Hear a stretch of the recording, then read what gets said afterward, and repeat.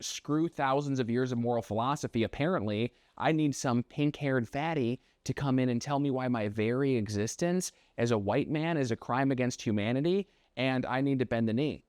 I need to lay down and give them my beloved hobby as an offering for the crime of being myself. Yeah, not happening at all.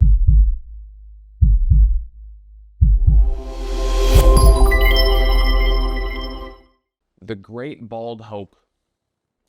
That's what they've been calling Asmongold this year, and, well, I've been calling him the Great Bald Hope, but I think it's fitting. I think it's really fitting. Like, it's been a crazy year, and especially in the realm of Asmon and his community, well, and the army of people that are amassing that absolutely hate his guts.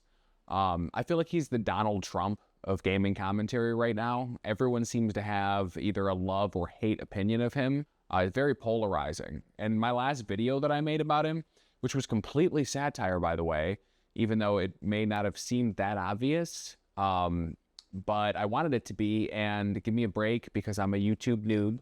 I'm a noob. I don't know how to do this shit at all, so I'm working on it. Anyways, I am a fan, but that video showed just how polarizing Asmon is. His fans that understood my sarcasm seemed to love it. His enemies that understood my sarcasm absolutely hated it, and then by proxy, now they hate me. And the people that didn't understand that the video was satire and took me 100% seriously, well, my thoughts and prayers go out to you, because I can only imagine what else is lost on you and going over your head. But I think Thor from Pirate Software summed Asmon up perfectly in this video. What was the general opinion on people like Asmongold and other streamers? So, Asmongold has always been a thing that, like, some people really like him, some people really don't like him. I like him. I've always liked him. I like his content for one reason, and it's very important. Asmongold is the consumer. Asmongold is the player. He's the everyman. Everyone's feedback, everyone's anger, everyone's rage, everyone's happiness over the things that you make. Asmongold is those things. He's the voice for all of them. And if you don't listen to him as a game developer, then you're not listening to your community. Doesn't mean you have to do what he's saying, but it does mean that he is an avatar of what they feel. And if you forget that, then you do that at your peril, 100%. So yeah, Asmon is an avatar of the gaming community. That's like a perfect way to put it. And it also shows why this new wave of advocacy journalists and advocacy developers hate him so much, because they just hate gamers in general. I'm a gamer. I started when I was homeschooled. I was 5 years old playing Donkey Kong Country literally all day on Super Nintendo. And, I did it instead of studying, which, rip me. But that's basically all I wanted to do as a kid. And it was my hobby until high school, where I learned that, in order to get a girlfriend, I had to play football, so, But I did play vanilla WoW back in the day, and I was like a little asshole kid that would consistently get banned for, like, I don't know, spamming Nickelback lyrics in the trade chat, and as a Night Elf Hunter, so you could see, like, how my sick and twisted mind worked. No, but honestly, I gravitated to Asmon's content because I quickly identified that he was, in fact, an authentic gamer and a passionate gamer. He wasn't grifting like everyone during COVID was. He wasn't being an obedient little boy that was afraid of the leftist banhammer smashing him to bits. But so many other people, like the Fairweather creators and communities, they didn't seem to care at all about giving a genuine voice to diehard gamers. They would rather just fall in line. They timidly fell in line and allowed themselves and their games to be strong-armed by the left, which made everything worse. And without sounding cringe, I really think the average hardcore gamer is more of a rebellious person in nature. I think a lot of us are loners, and we get really annoyed at the shallowness of mainstream media, and we use things like MMOs, RPGs, just gaming in general, to escape and to find somewhere where we aren't being forced into a box. Like, the worlds that we like to escape into are like places of imagination, community, and adventure, like places that real life might not have provided for us. Then Doomsday came.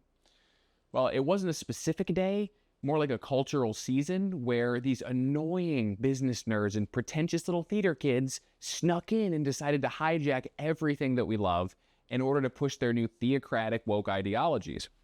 Even though they had control for a little while, they picked the wrong fight. because gamers, that we're not going to let people, especially people we don't respect at all, we're not going to let them tell us what to do. Like, we didn't even let our mom tell us to take out the trash or go to bed early at a reasonable hour for school. So why are we going to let a bunch of random finger waggers dominate our lives? I think people on the other side get gamers extremely wrong, though. They see us as like a hate-filled incels, but I think we're just a group of people that highly value our autonomy and freedom of thought. Like, we get frustrated when people that we don't respect try to put us in a cage. Asmongold, in my opinion, he represents that frustration. I watched his WoW fashion shows. There's absolutely no denying that he's one of us, and it's nice to see someone with an actual voice fight back against the people that most gamers consider villains. It's like in Lord of the Rings, where all hope seemed lost and Gandalf came riding in on the horse to save everyone. There's hope to get gaming back. It's a fight worth fighting, and I'm glad he's doing it. And I honestly started a YouTube channel because in the past few years, I would just sit there playing these like modern games as you know, I would just be pissed off, wondering who these people think they are to tell me how to be a good person and telling me how to think. Religion has been grinding for thousands of years to figure that out. I don't need these people to help. Like, I think Jesus, not Christians, but like Jesus as a moral figure, he had a pretty high standard of morality. Like, most people could dedicate their entire lives to try to be, you know, just like Jesus, and it would be really difficult. So yeah, screw thousands of years of moral philosophy. Apparently, I need some pink-haired fatty to come in and tell me why my very existence as a white man is a crime against humanity, and I need to bend the knee. I need to lay down and give them my beloved hobby as an offering for the crime of being myself. Yeah, not happening at all. And I'm actually really grateful that Asmon is rallying people to combat this attempted hijacking. And you see how effective he is in his role, because the people that used to have control are sweating, seething, publicly crapping their pants, constantly projecting their nervous, mocking laughter at him. And I know it's because they understand that their time is almost over. It's coming to an end. The real hardcore gamers will always win. They will always direct the pathology of where gaming is going. And it's monumentally important. Thankfully, though, Elon Musk bought X, and as long as free speech is protected, gaming will always belong to the gamers. And we will rebel against any person or group that tries to forcefully take control of the only thing that gave us the ability to escape from the shitified culture. These tyrants can hijack pop music, Hollywood politics. We have the power now to launch a counteroffensive, and I see it actually happening in Asmongold's community, which is extremely encouraging. They're getting banned from subreddits for absolutely no reason. They are collectively rejecting woke slop in an effective way that is actually shifting the goalposts at these companies. And I wouldn't be surprised if Asmongold's influence is what's making people like Elon Musk start a gaming company for the sole purpose of countering the power that these big companies have over the narrative. Instead of the left being the titans now and the gamers being the cowering villagers behind the walls, it's becoming a battle of titans, like, you know, King Kong versus Godzilla, which is much more of a fair fight, at least than how it used to feel, because no one likes the fact that these franchises that we grew up with, like, you know, Dragon Age, games that we emotionally connected to, are being turned into a propaganda piece for some of the most annoying and unrelatable opinions on Earth.